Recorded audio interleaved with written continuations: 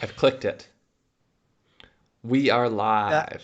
What's going on, everyone? It's Adam Craig with Grandstand Golf. This is our round three DFS Showdown target show for the 2021 Genesis Invitational, or Craig's bragging show, Craig gets smug show. While everyone who didn't Uh, get six of sixes, come cry on my shoulder.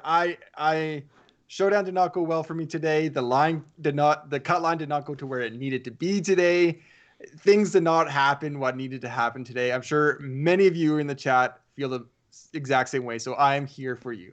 yeah, just real quick to get started. I've got a new audio setup here, so if anything with the audio is off, just let us know. Brandon McNeil, nice to see you in the chat. Hope you enjoy it. There's going to be a lot of sour grapes probably just because of how things went today. I I'm not going to be too gloated. I mean, I would have loved that cut line moving to +1. I had a tough Yes. showdown day. I Yeah. do have a lot of promise still tournament long, so there's some silver lining for me. But yeah, no, it was not a great day for I think a lot of people. There's a lot of people missing the cut that people wanted to make the cut.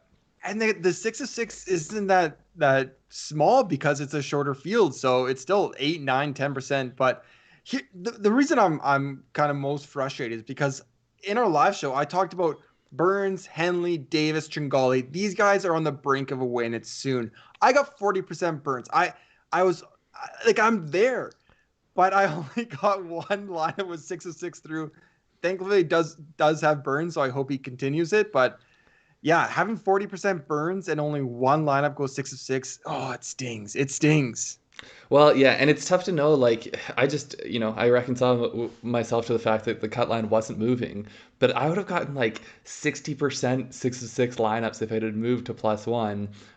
So, Yeah. I mean, I know a lot of people probably didn't get 6 of 6 because there were so many guys there at +1, but yeah, it's tough to know.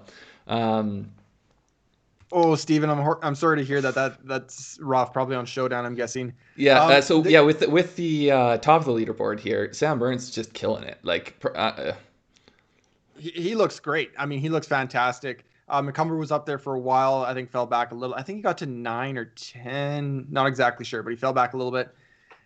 Niemann is my one and done pick. That's kind of my light at saving the end of the grace right tunnel. now. Yeah, saving grace right now.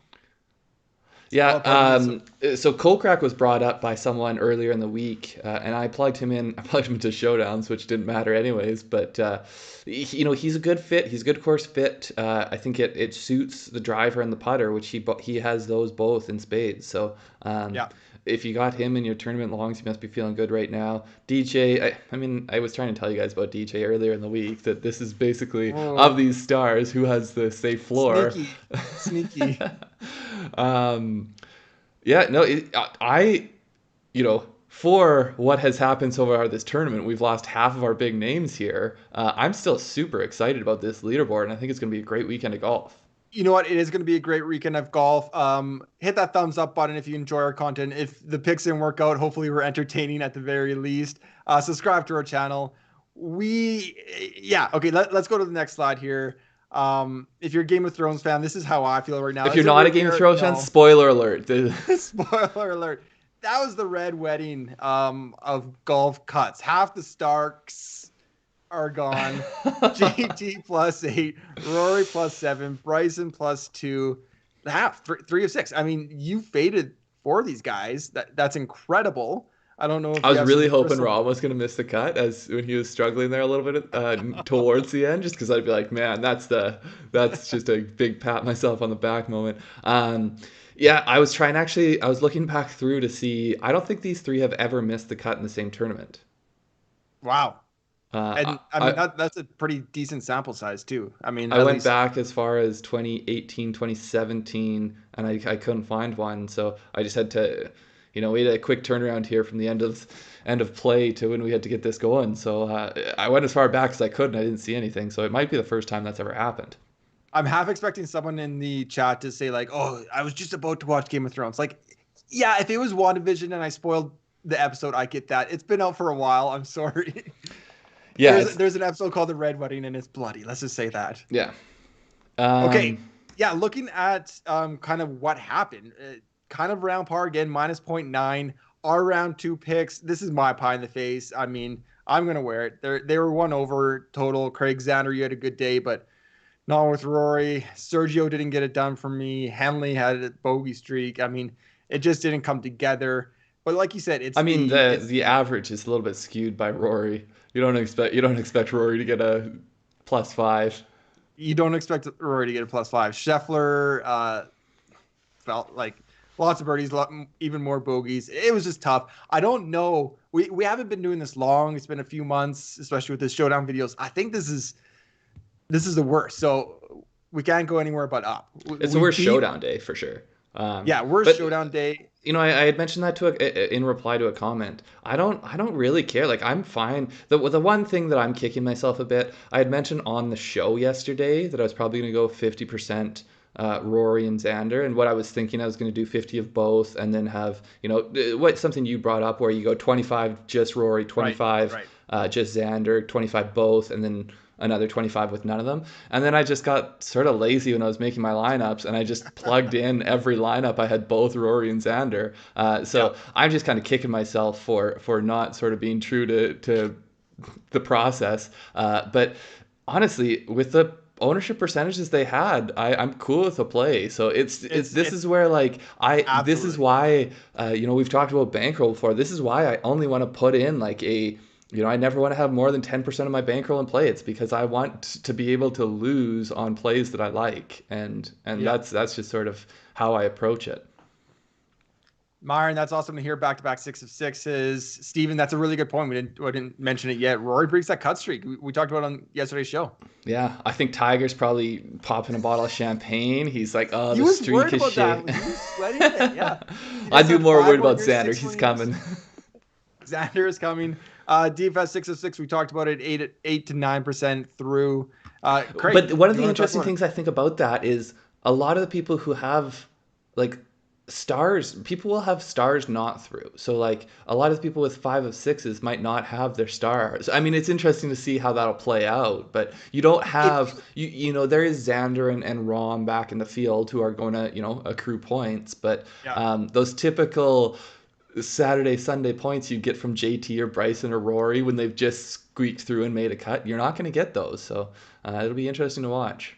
And if you think about lineups with McCumber and Burns, they probably went up top and they have a JT, a Rory, so there's gonna be a lot of shifting that still happens in week-long DFS. It's gonna be interesting.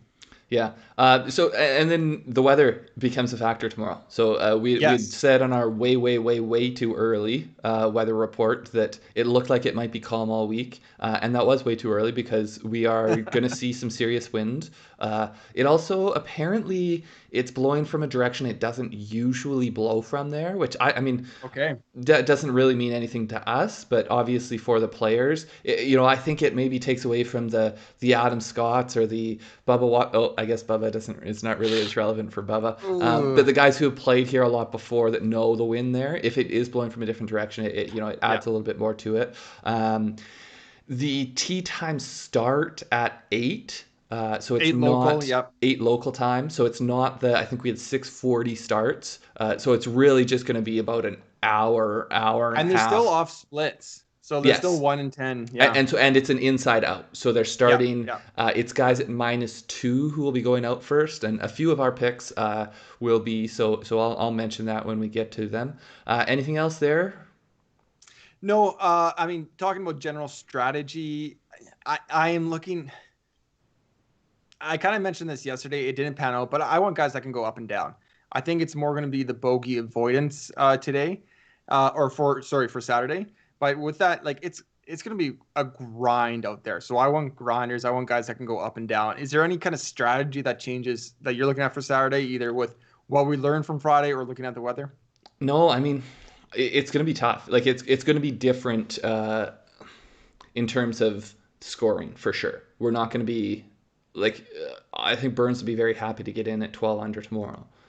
Yeah, and lineups with like 30 DraftKings points for Showdown will be just fine, I think, because it's going to be... Well, probably not for their whole lineup, but like maybe just for one guy.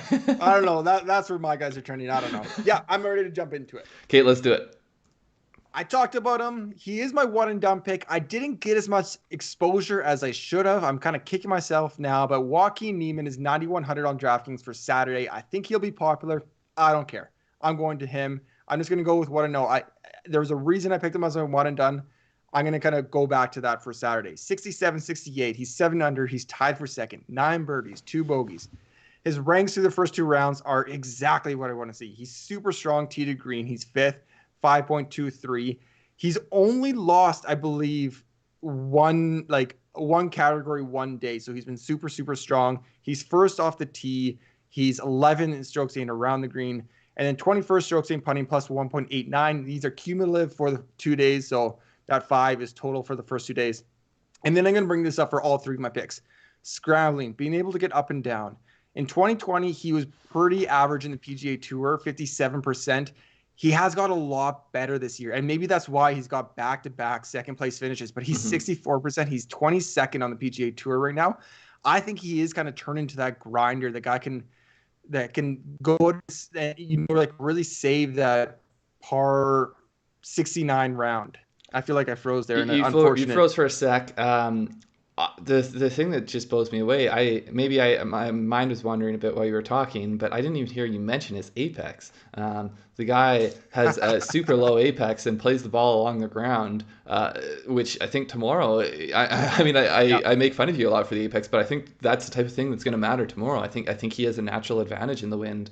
I like Niemann. He's definitely going to be part of my lineups tomorrow. I also have pretty good exposure to him week long. So I like where he's at so far this week. I like where he's heading. Ownership's the only concern, but I'm still going to play ownership him. And he is in the second to last tee time. He's going to be in the thick of the wind, it sounds like. So, I mean, if you are looking for elite tee times, obviously that's not.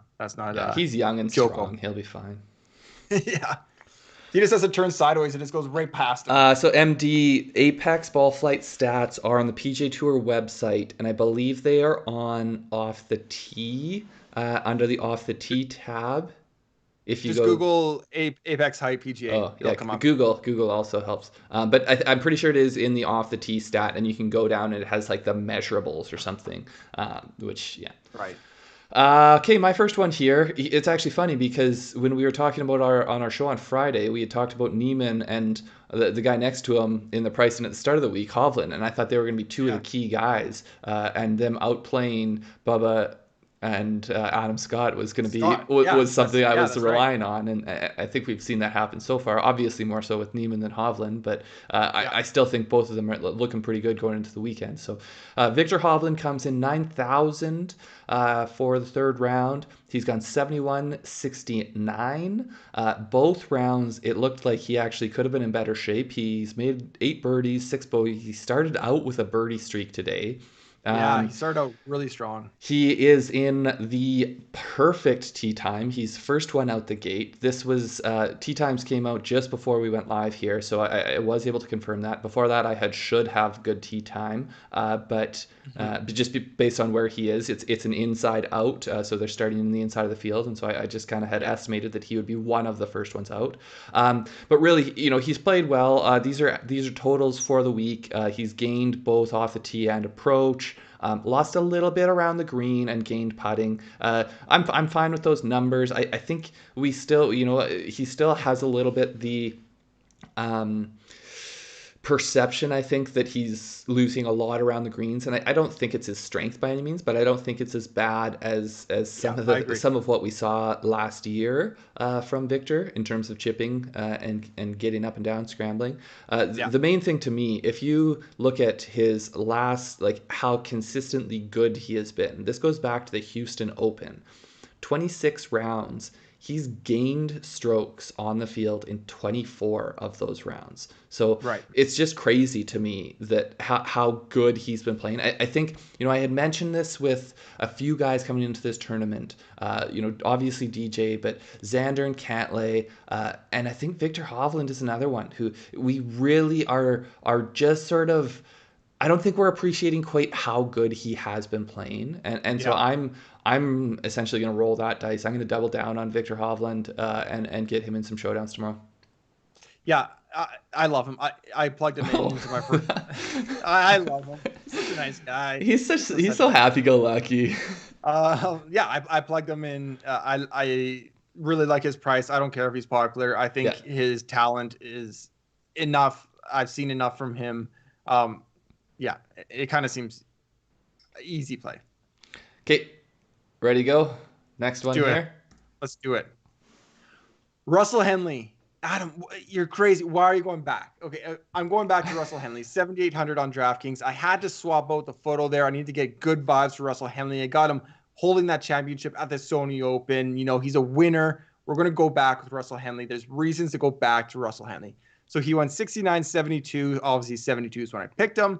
But I think I have 35 or 40% of him week long. I still like kind of the foundation of what he has. He's 1 under, 7 birdies, 6 bogeys. His ranks through the first 2 rounds: minus strokes team tee to green, 55th; 25th strokes team putting, 1.69. That's fine. He's one of the best approach players this season. I think he's in the top 5 or wherever he is. He's 9th on our Grandstand Golf model for DFS for the predictor model. I think he's going to turn around on kind of tee to green, and his strokes team putting are just a bonus for those birdie par and saving par. I'm lagging a bit. I'm kind of dancing around. I'm You're good. back. You're I good. think I'm back. Scrambling. So this is why I came back to Russell Henley. I think in the win that he can kind of do his thing and put it together a really solid round. Going back 2020, he was 5th on the PGA Tour. This year, he's 9th at 67% scrambling rate. He's just solid around the greens. He can go up and down and sink that putt. I just think he's a safe play with upside with how well his approach stats have been. I think he does have that upside. I didn't check his tee time, but I think at -1 that it will be kind of in the first hour. But yeah, I'm going back to Henley. I don't think his ownership will be there. I just like to play. Yeah, I don't mind it. Maybe I got burned. I mean, it didn't really matter because I had Rory McIlroy in all my lineups, but so I got burned by him a little bit today. I don't know for sure yet, honestly, whether I'll get there or not. Mostly because in that price range, there's someone I like more. So it's really just going to come down to roster construction for me. I don't mind the play at all. It's just I don't know if you need to hear this, but his average apex is 94 feet. Oh, I actually remember when I was looking at those last week to make fun of you for them. I was like, man, why didn't you bring up Henley? Henley's average apex is super low. Yeah. Okay, the guy that I like more, and speaking of people we love, it took me till the 3rd round, but I'm finally bringing up Will Zalatoris. This price here, 8,100, is just a slap in the face. He's got 69, 69. He's -4, 10 birdies, 6 bogeys. It's just to me, this is just a pure value play. You look at his stats so far in the tournament. He's gained 3 strokes ball striking. He's lost 1 around the green and gained almost 2 putting. It's just basically the guy's really good. Like I feel like maybe I just think he's better than everyone else does, but you look at tee to green for 2020, 2021 in this field. Of the people left in this field. So we lost, I think, maybe 1 or 2 from this, but he's 4th of the players left in this field, and we're still pricing him at 8,100. It just doesn't make sense to me. I get that, he's not established. He doesn't have the credentials to his name yet. He doesn't have a PGA Tour win. But Yeah. the way the guy hits the ball, it can't be denied. Like the ball striking stats are there the things that he does well are the things that stars do well. That's as Yeah. easy as Yeah. I'll put it. Yeah. And so I'm just gonna it might not work tomorrow, but I'm gonna continue playing him because I think the probabilities of it working are better than the price. And I think for the first time in a while that he's going to be kind of slept on. Like he's not in a featured group. We haven't seen I don't know. I had to pick up my daughter at daycare once, but I haven't seen all the coverage, but I haven't seen him on coverage. Like I just haven't seen him or heard his name a lot this tournament. So maybe he is finally sleepy. So there you go, your boy, 8,100. Yeah. I see Brandon McNeil saying we need a good Canadian boy to show up in one of these picks. I think both of us are still a little bit too scarred from Connor's missing the cut today. What happened to Connors? What was that, 9 or 18? I don't even. Where did he finish? I think it was. I don't remember the hole I was looking at. Whether it was 9 or 18, it looked like he topped a drive, or maybe he hit it into a tree and it got knocked down right away. But it was a 128-yard shot. Yeah. Peck doing me a solid. He said Henley's off at 8:37. Fitzpatrick does have the lowest apex on tour, and I think by quite a bit. Like it's like crazy low 80s or something. So possibly a good play there. My third play, I talked about him in our Discord a little bit. Wes Bryant, 6,300 on DraftKings. So looking at the DraftKings prices, I think one of my favorite things is this is a pivot off McCumber. And I think if people want to go, like McCumber was talked a lot about today, a lot. I mean, with his fingernail, with his finger, yeah. I think people are just going to go there. So I'm going to pivot ownership. If he's going to suck up the low sixes, I'm going to go to someone else who I like. And that's Wes Bryant at 6,300. He's gone 69, 70s, 3 under, 10 birdies, 5 bogeys, 1 double. I got a 200 to 1 ticket when he started out his round with an each way. So I am kind of hoping he can kind of get into a top 5 top or 4 or top 8. top 8? I forget. I think it's top 4 or top 5. You just know he needs to move up. He needs to move up a little bit. Pretty solid through 2 rounds. 30th tee to green plus 2.09. 33rd strokes in putting 1.03. So Wes Bryant hasn't played a lot, and because of that, he doesn't qualify on a lot of these PGA Tour statistics because he doesn't have enough rounds or enough starts. So his full kind of season stats, I had to go back to 2018 and 2017. He did kind of play the 20 plus events. So you broke up there for a second. And Barry in the chat saying Wes Bryant is 6,200. So the scandal is out. We'll have to find out. It could also be the difference between Showdown and Weekend. I don't know if you're looking at Showdown specifically or Weekend, but either way, I think you would like him whether he's 62 or 63. Yeah, I think I still have salary left on the table, but his scrambling stats have been good. He's around 50th on the PGA Tour with the guys left. That's probably 30th or 25th in the field. I think he can go up and down. I think he's a ball striker. I think he's a player. I think he's a grinder. I think he's just kind of a good sneaky play that he's one of these guys that can go like 6 birdies, 4 bogeys, and have a perfectly fine showdown. Yeah, I played him today. Ultimately, thanks to Rory, it didn't matter. But to me, he's an upside play. Like he is someone. He does have rounds where he blows up and he can make big numbers on holes and those type of things. But he also has rounds where he just grossly outperforms his price. And so he's someone that I'm never going to commit to having 50% ownership on, but he's one of those guys that I like to take a flyer shot with. Yeah, Jordan's completely right. I need a hit this week because my system over here is lagging, and I apologize for that. So thanks for hanging with us. Yeah, we're up here in Canada. Like, man, things are tough up here. His igloo just got internet last week. Okay, my last one here. Someone, I think was Steven Davidson, had said that they predicted a pick, and he is correct.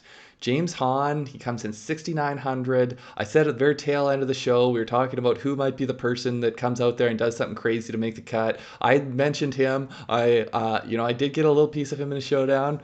Got a little bit of his -5 that ultimately didn't matter. But so he's got 74, 66, -2 to make the cut easily. 8 birdies, 6 bogeys. He's, to me, a pure course history play. I mean, not a pure. I guess I should say I like his value anyways. I've played him in a few tournaments recently, and he does have decent recent form. Decent recent. Right. Ooh. He was right at the top on Sunday at Waste Management. Yeah. A poor collapse, but he was right there. Yeah. So, I mean, his stats are sort of what you'd expect from someone who is, more middle of the range and has popped with his putting, especially today. The thing that really stands out, though, and this is why I say he's a course history play, if you look at his last 20 rounds at Riv, he has gained strokes in 16 of them, and in 10 of them, so in half of those rounds, he's gained at least 2 strokes. I mean, those are really the things that start to win you and get you high finishes in showdowns.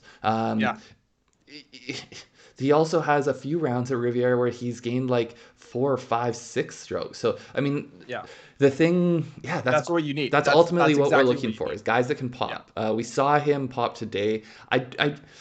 Do I worry about ownership? I worry a little bit about ownership, just because he has the good round today. If he had Yeah. gone -1, it wouldn't be as sexy of a play. But I think that because the number you see on DraftKings next to his name is -2, it doesn't stand out. So in that Right. sense, I don't really worry a ton about ownership. I think he's a good play. I think he's a good upside play. Won't commit to a huge exposure to him, but it's definitely someone I'll take some shots with. Yeah. Around there, Alex Noren is 7,000, so he might get some. Um, yeah, around there, kind of those two are the ones that kind of do their names do pop just with a quick scan. Yeah. Thank you for joining late. I think it was Ricky who said he joined late. Obviously our picks are at the bottom there, but we back up our picks for the reasons that we talk about them. So if you want to hear why we pick someone or why we're going there, Oh go yeah, back sorry, and sorry, and just Barry brought up a good point. Han is also off the tee first, so that will make that means he will attract a little bit more ownership on that front as well. yeah. So yeah, I mean that's just another reason that I like him too. Spieth is. I think he's a grinder. I mean, his around the green game can be so strong, so elite. So I'm absolutely fine with it. Spieth is just at this place now where I don't like to talk about it on a show because I'm not that confident. But I might throw him if I make And $30. I might throw him at I one. think of the three of us, me and Adam and our other brother, I think I'm the most confident that he's back. I don't, and I guess I should say that he is back to like not necessarily three-time major winner Jordan Spieth, but he's back to being someone who can contend and win an event. I mean, it's going to be a lot. It's going to be an uphill battle this week. Yeah, So a question for you, and unless there's any other questions in the chat, this will be the question for the chat as well. Who is going yeah. to be in second place at the end of the round tomorrow? You know what? I'll go out there. I'll go a little bit out there. Tony Finau Oh, from -4.